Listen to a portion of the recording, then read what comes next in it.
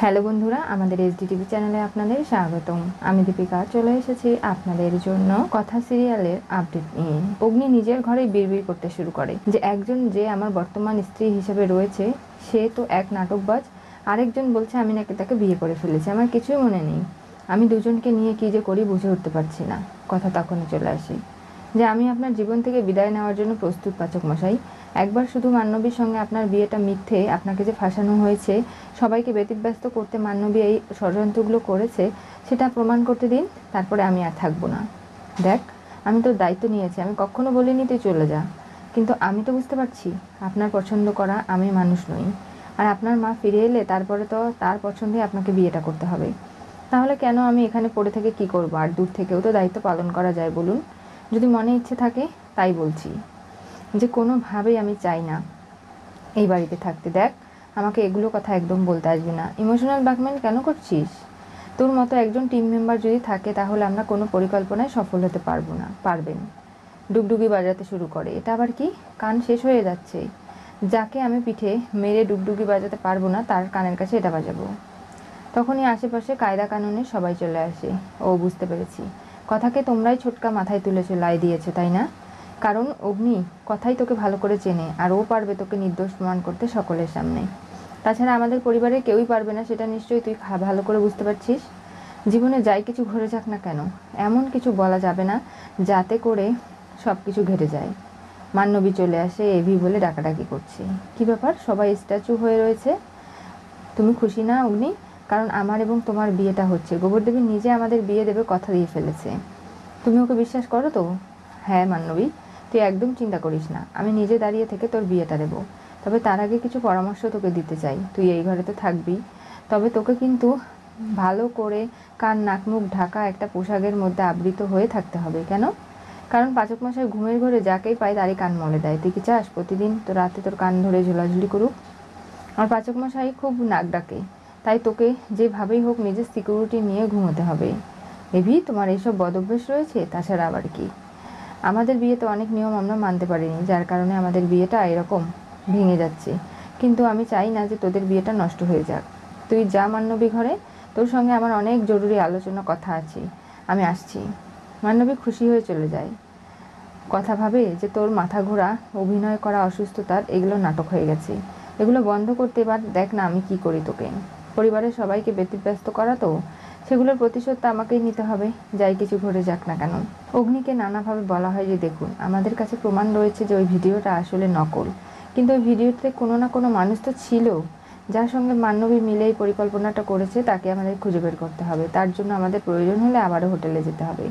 আমাদের কাছে তেমন কোনো প্রমাণ নেই মান্নবীকে মিথ্যে প্রমাণ করার।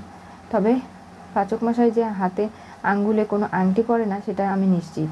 আর তার থেকেও বড় কথা, আজকে যাই ঘটে যাক না কেন, পাচক মশাইয়ের সঙ্গে আমরা সবাই মিলে রয়েছি, ওনাকে আমরা নির্দোষ প্রমাণ করব। তার জন্য আগে জানতে হবে মান্নবীকে ওই দিন হোটেল রুমে বেনারসি শাড়ি কে দিয়েছিল, কে গলার মালা বাকি সব কিছু কিনে দিয়েছে। ওদেরকে কেউ না কেউ তো সাহায্য করেছে। আর মান্নবী বুঝতেও পারছে না যে অগ্নি কতটা প্রান্তিক, কতটা খারাপ। ও আসলে যে কোনো মুহূর্তে বড়সড় বিপদ ঘটিয়ে ফেলতে পারে, আর সমস্ত দায় মান্নবীর ঘাড়ে চাপাতে পারে। আমি যাচ্ছি, মান্নবীর সঙ্গে আমি কথা বলে আসছি।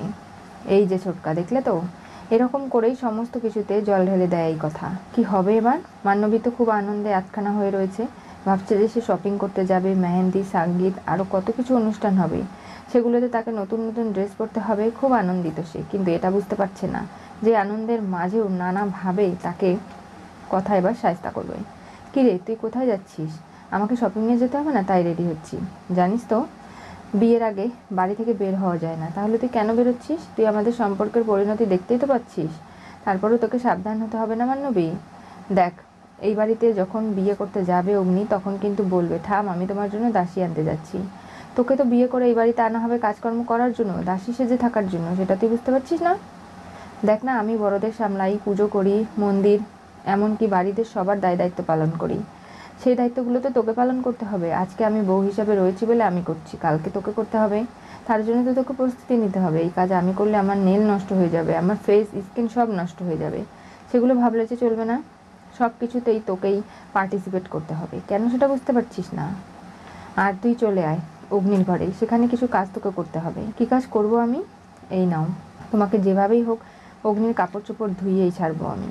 কথা অগ্নির ঘরে চলে যায় আর বলে যে দেখো, আমাকে এক্ষুনি পাচক মশাই নেই, তার কিছু জামা কাপড় নিয়ে যেতে হবে।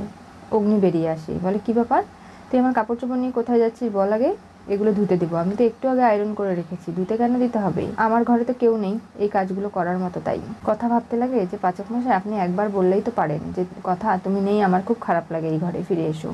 সেটা কখনো বলবেন না তাই না? আপনার মনে আমার প্রতি জায়গা আছে কিনা সেটা আমাকে খুঁজে বের করতে হবে, কিন্তু কি করে করব বুঝতে পারছি না। শার্টগুলো নিয়ে যেতে দেবে না অগ্নি। স্কেল দিয়ে তাকে মারতে চেষ্টা করে কথাকে। কথা বলে একদম নয়, এই বলে দুজনে লাফালাফি ঝাপাঝাপি করতে করতে এমন একটা অবস্থা তৈরি হয় যে কথা পড়ে যেতে লাগে, কাপড় চোপড় চারিদিকে পড়ে যায়। অগ্নি কথাকে ধরে ফেলে, একে অপরের চোখের ভাষায় হারিয়ে যায়, রোমান্স করতে শুরু করে। কোনোভাবে অগ্নি তারপরেও বুঝতে পারছে না যে সে কথাকে ভালোবেসে ফেলেছে। ভাবে যে কথা এমন একটা ভালো মেয়ে যে নানাভাবে অগ্নিকে সাহায্য করতে প্রস্তুত, অগ্নিকে নির্দোষ মান করতে সে এত কিছু করছে। এরপরে কাকিয়া চলে আসে, বলে কি ব্যাপার, বাড়িতে কি কোনো ঝড় উঠেছিল নাকি, এখন কাপড় চোপড়ের এই অবস্থা?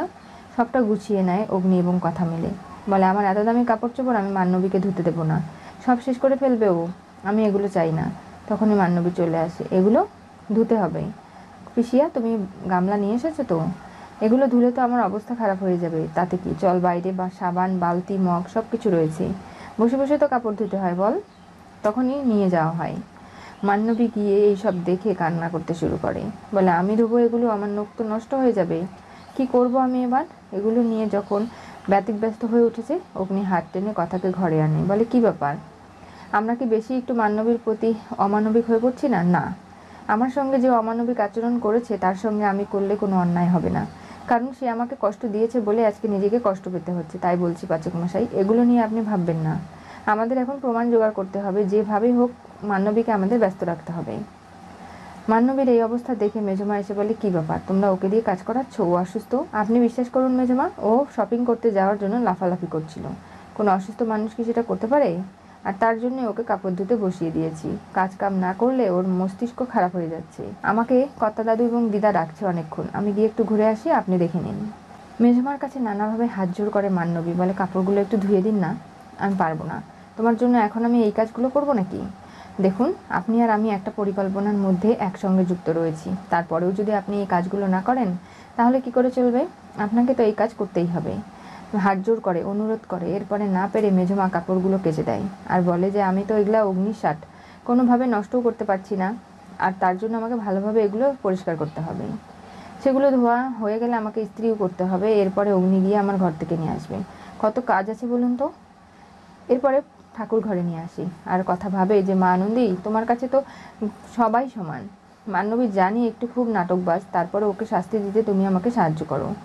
মান্নবীকে দিয়ে ঠাকুর ঘরের সমস্ত কাঁসার যে বাসন কুসনগুলো রয়েছে সেগুলো বলে যে ওই আলমারিটাতে আস্তে করে রেখে দিতে, শব্দ হতে যেন না হয়, কারণ মা আনন্দী খুব জাগ্রত, এরপরে তার ক্রোধ কিন্তু মান্নবী সহ্য করতে পারবে না। দূর থেকে দাঁড়িয়ে মেজমা বুঝতে পারছে কথাকে জব্দ করতে এই কাজগুলো করছে, কিন্তু আসলে এই কাজ করা উচিত নয়।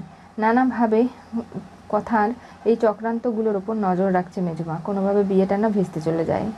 মান্নবী সব কাজ করে হাঁপসে যায় আর ভাবে যে এত কাজ করতে হবে, হ্যাঁ, কি ভেবেছিস কি তুই যে এত সহজ, বিয়ের পরে শুধু খাওয়া দাওয়া আর ঘুমানো, কখনো হবে না এটা।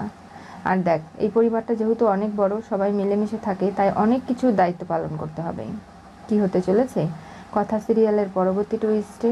কথা মান্নবীকে দিয়ে অগ্নির কাপড় ধোয়ালো, হোটেলে যাচ্ছে আবারও প্রমাণ জোগাড় করতে। নানাভাবে বুঝতে পারছে কথা যে আসলে মান্নবী একলা এই পরিকল্পনাগুলো সফল করতে পারতো না, তাই হয়তো প্রান্তিকে সাহায্য নিয়েছে, কিন্তু প্রান্তিক তো খুব খাতারনাক, এই গুহ পরিবারের ক্ষতি করতে সে উঠে পড়ে লেগেছে। মেজমাও যে যুক্ত রয়েছে সেটা কথা এখনো জানতে পারেনি।